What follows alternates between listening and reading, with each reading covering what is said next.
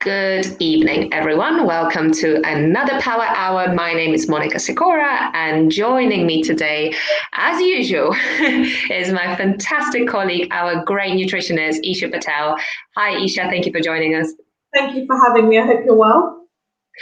I am indeed. I'm actually really looking forward to our yet another really interesting talk. So we've got some great feedback from our last week's talk, and I think it would be only fair if we talk a little bit more, as promised, about that whole important life and world of the gut bacteria.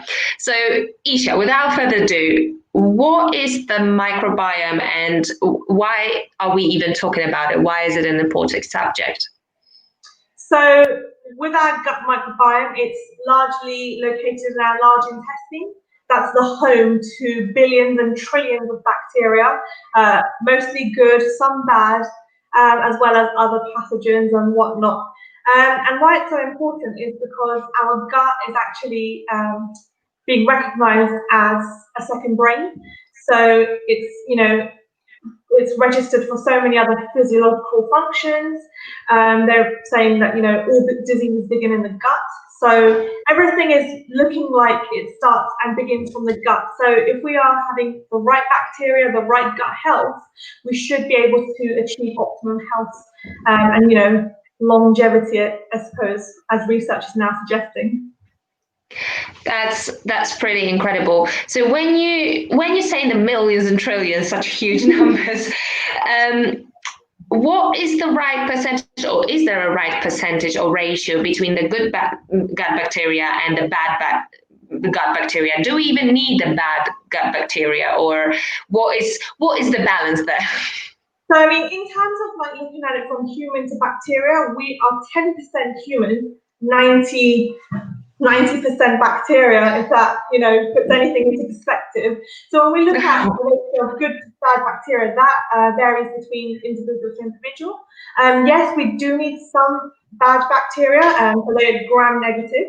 And in a small amount, they do exert positive effects on health. So they keep some things under control, and they actually keep some opportunistic bacteria and pathogens out of the gut, so we're not having too many viruses and illnesses in the body.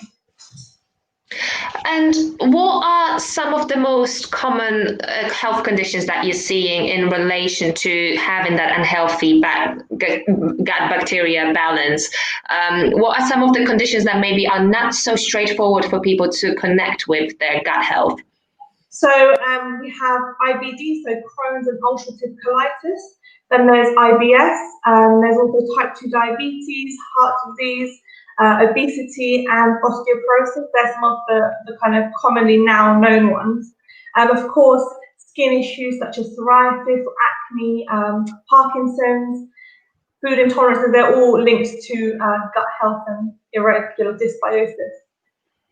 And I think it's another interesting part about it is the fact that people can go for years sometimes experiencing a lot of unpleasant symptoms or even developing the actual conditions and still not really addressing the gut health side of things. So we know that it's not always something that especially, our public health sector really looks into. They tend to go directly into, treating the medical treatment of the condition.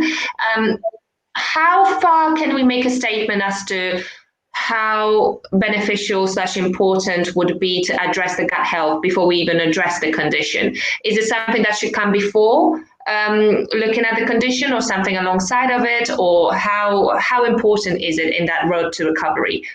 I mean, if I was to give my personal opinion bias, I would say it's really important. Again, it depends on the individual symptoms. Sometimes it's the first thing to look at. Sometimes it's to look at hand in hand with their symptoms and what they're taking in terms of medication and also their diet. But it's kind of like the first thing to address, and that's what I go for. And I noticed just by kind of making small changes, the symptoms are disappearing or improving, and then you can kind of work on what else is going on in the body. Right. Okay, let's meet them then. So who do we have in the family that we really want to look after, and what do they do? How important are they for us? So I could go on for days and days about the different types of bacteria, but I don't want to bore people. I just kind of mentioned the three main microbes that are in the gut. So the gut microbiome is comprised of four main phyla, and they include firmicutes, bacteria, Actinobacteria and Proteobacteria. Just to give a quick kind of introduction into them, firmicutes and bacteria are actually known for the amount of weight we gain or lose. So they've done animal studies and found the ones that have, leaner body mass actually have higher bacteroids and a lower firmicute rate, whereas if you're overweight, you may notice you have high firmicutes in your stool test. And this also means that you like more fats and carbohydrates in your diet and less vegetables. So that's one good way. So I always kind of see if they've got high firmicute rate, I ask them, do you have a high fat carb diet? And they often say yes. So kind of gives an indication to what's going on. So just to kind of introduce some of the main bacteria, the first one is bacteroids. That's a commonly known genus in the gut. And these people generally tend to eat a lot of carbs and protein, and these bacteria thrive off that. That's fine. They can eat it and do all the positive gut functions they need to. However, in high amounts, so if there's an overgrowth of this particular bacteria, it is linked to IBD, IBS, obesity, and type 2 diabetes. So these bacteria are good to have in kind of moderation. However, too many can have a negative effect on health. So I would say when you're looking at carbohydrates, try and look at eating more like glycemic carbohydrates, have whole grains, have ancient grains, as opposed to kind of the refined carbs that you commonly find in shops. Isha, before you carry on, is it possible to increase or decrease the amount of bacteria you have in your gut just by manipulating what you eat then? You can do. So our gut bacteria change throughout the day. They'll change if you're stressed out or if you're happy. What you may have in the morning is different to what you have in the evening because your meals change. You can manipulate overall by diet and probiotic intake.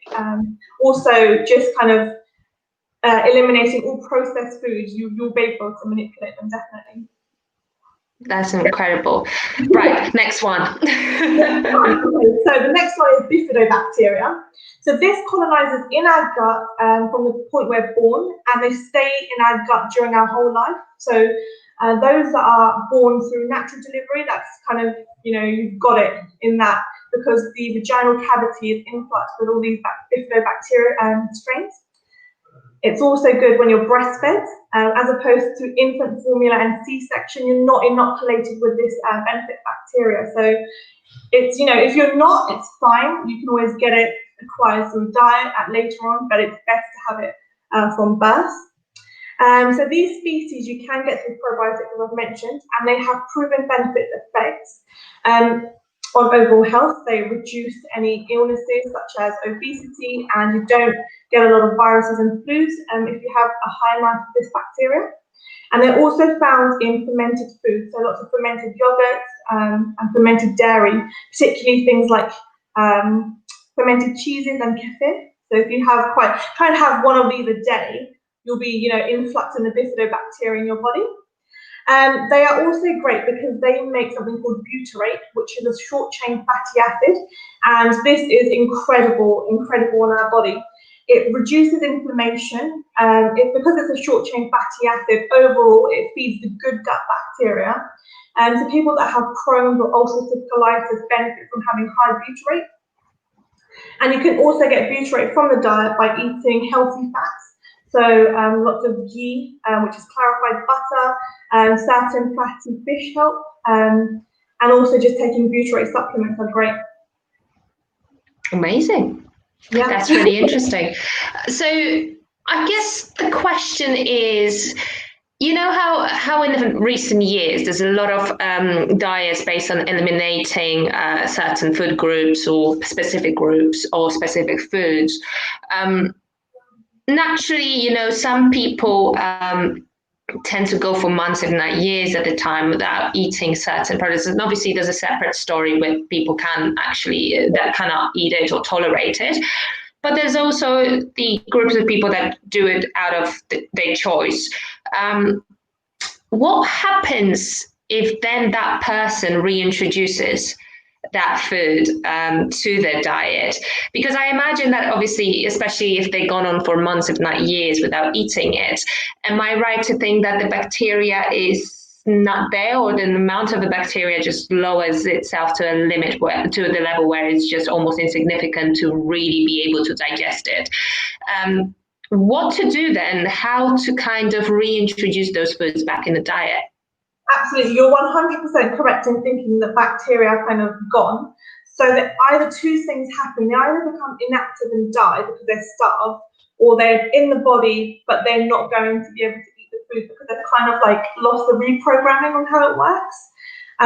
So in doing so, I always say to not cut any foods out, but if you have done, then you almost have to rewire that bacteria and kind of introduce it slowly. So you almost have to that lining and then re-inoculate with particular probiotic strains where you're putting that bacteria in the gut, so then you can slowly eat the food. It's like a baby, almost, you're introducing food into their body, and you kind of give it, wait 3 days, see if there's any reactions. If there's none, do it again, and kind of monitor the portion sizes. So it's really, really a long process, but it's effective.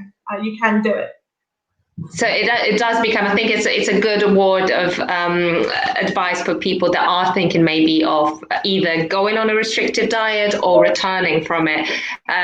Be very, very, very cautious about how you go about it, because I can imagine, and I know a lot of people who actually have reported quite a lot of uncomfortable symptoms. And it's almost probably giving them an idea that, oh, I must be intolerant to that food because I clearly am reacting so strongly. Sorry. So I imagine that must be really, really tough. I mean, this is a psychological thing. You're eating it all your life and you're fine. Then you decide to cut it out for a diet. And then you eat it and you think, oh God, no, I'm breaking out or I'm bloating. I should actually cut this out. This is not good for me. Half the times, this is purely because you haven't got the right bacteria and the digestive enzymes to break it down. A small percent is, you may have a small intolerance, but if you have that, you would have noticed it long before you decided to do the elimination diet. So I do say not to cut any food groups out. There are always healthier alternatives. So if someone's looking to cut out carbs, okay, don't have your breads or the donuts. Try and have ancient grains. So try and have quinoa or whole grains, which are going to provide the bacteria with the carbs, but just not feed the wrong type of bacteria, which love and crave the sugars and the kind of unhealthy carbs. And I think we touched on that last time we spoke, but is that then the assumption that the bacteria can dictate what foods we crave and we choose as a result of that? They absolutely can. They manipulate hormones and receptors in the brain. So sometimes we feel like, oh God, I could die for a chocolate. It's not you, it's bacteria. Or you feel like, oh, I really want a packet of crisps, or like salt and vinegar flavored crisps in the evening. That's not you. That's the bacteria wanting it, because they know that they're starving out or their numbers are depleting and they need to, repopulate, because bacteria can repopulate between 3 and 6 minutes. So if they get that food, they are sporadically multiplying to kind of keep their place in the colon. And the colon is so interesting in that it has to be healthy and juicy, but you also have something called a biofilm. So if you think of it like a thick plastic coating underneath the gut, and that's where everything is stuck to. And that's quite hard to break. So we do have things and supplements and methods we can break the bio kind of film. But they love to stick on that, as well as other pathogens. So if they've made their space, good bacteria often find it hard to find tiny rooms. And if you imagine a busy street, there's no space for the good bacteria to get into and repopulate. So it's quite important to make sure that there is no bad bacteria or small amount. Small amounts. Right. Do we have any others? I think that we're missing one more. There's one more that I'd like to talk about, and it's called Faecalibacterium. So this is a wide represented genus. As the name pronounces, it's from feces, like your poop. And one of the main species is fecal prowlitzi. It's quite hard to pronounce, but that's kind of the main one under that genus. This provides the body, again, with butyrate, so it's good to prevent the short-chain fatty acids and reduce inflammation. And it also thrives on diets such as, well, if you have a high diet of whole grains, fruits and vegetables. So this is the one that will really like the healthy foods. And this is really good to reduce obesity, have good heart health, and also just overall health. If you have a good amount of this, you're kind of healthy. That's incredible. So I think obviously we know that the digestive side of things would improve. What else can we improve when we improve that gut health? What are the a little bit not so straightforward outcomes and the good side effects of having a healthy gut? So, sorry, were you asking what we can achieve having a good gut health? Yeah. So, what are the things outside, obviously, the improved digestion we'll notice in our body, or our mental well-being, our physical well-being? What we can expect from improving that gut bacteria ratios? So much of it. So you have more energy. The fatigue, or like pain in the body, reduces. Your gut health obviously is better, so you have better bowel movements. This results in clearer skin or better hair and nails for females that are kind of like into that. You'll notice that your brain fog has eliminated, your cravings change. So if you are someone that kind of likes your carbs and the sweet foods, by having the right bacteria or the good bacteria, you will notice that your cravings change. So you can almost fancy more cheese and fruits and vegetables. It's really crazy, but I've noticed people telling me they don't crave chocolates or sweets anymore. They actually crave to have some vegetables, or they crave savory foods or cheeses. And I'm just like, wow. And that's possible. Your bacteria, just by manipulating them, you can manipulate your cravings. And by doing so, you're optimizing healthy weight, you're looking better. So a whole load of things just by optimizing and achieving good gut health. Now, a lot of people don't want to invest in stool tests, but without kind of having a stool test, it's hard to see what's going on. Although we can kind of figure out what's going on by symptoms, it's not as accurate as seeing the levels of bacteria, because they're not just the 3 strains I've mentioned. There's hundreds or 50 odd strains that you're test for. So just by altering that will really rocket the health. And I think for anyone who's kind of in two minds about it, the investment is almost like a small investment that you make for long-term happiness and health. And I think this is the important message to take out there, that, what you will gain out of understanding and tailored advice towards really, really what's going on in your gut at the moment will be so much more beneficial. You'll get the results faster, and you'll actually be able to really move on with the things that have been bothering you for so many months, if not years, for some people. Absolutely. And I mean, we have the gut microbiome, but there's also the oral cavity microbiome, the placenta, the skin, and the vagina. So it's not just your gut. I mean, personal client story, they had a interstitial cystitis for 6 years. So we did a stool test, we looked at the amount of bacteria they had, and just by manipulating the gut and the vaginal microbiome, that interstitial cystitis was gone. So something that they were like, living with, where they had to go and pee every 2 minutes and it was burning pain, completely gone in 2 weeks. And that was kind of my incredible story for that particular client. It was amazing. So it's not just the gut, it's all sorts of different cavities that contain the microbiome or the bacteria. So maybe a little bit of a cheeky question here, but how long does it take so say we've actually gone through the process, we've improved that gut bacteria, we are on that kind of optimal level for our own body.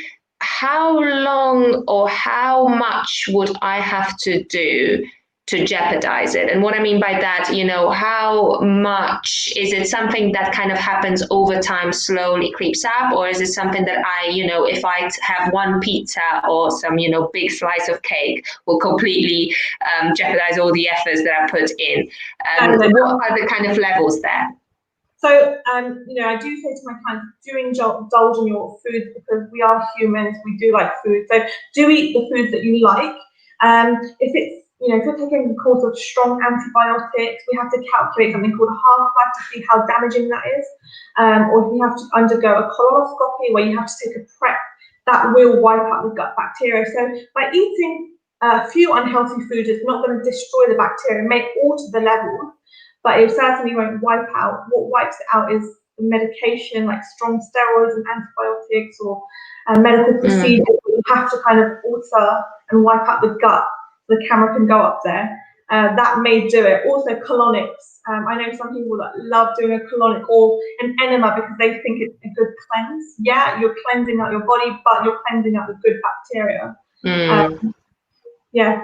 Also, there's people that take antibacterials or antimicrobial herbs because they think they're removing their bad bacteria. But we don't know if that's taking out good bacteria. There's no studies or no evidence that suggests it only removes the bad bacteria. So yeah. So I guess in a nutshell, if your diet and your lifestyle is overall healthy, you should be able to maintain that good gut health.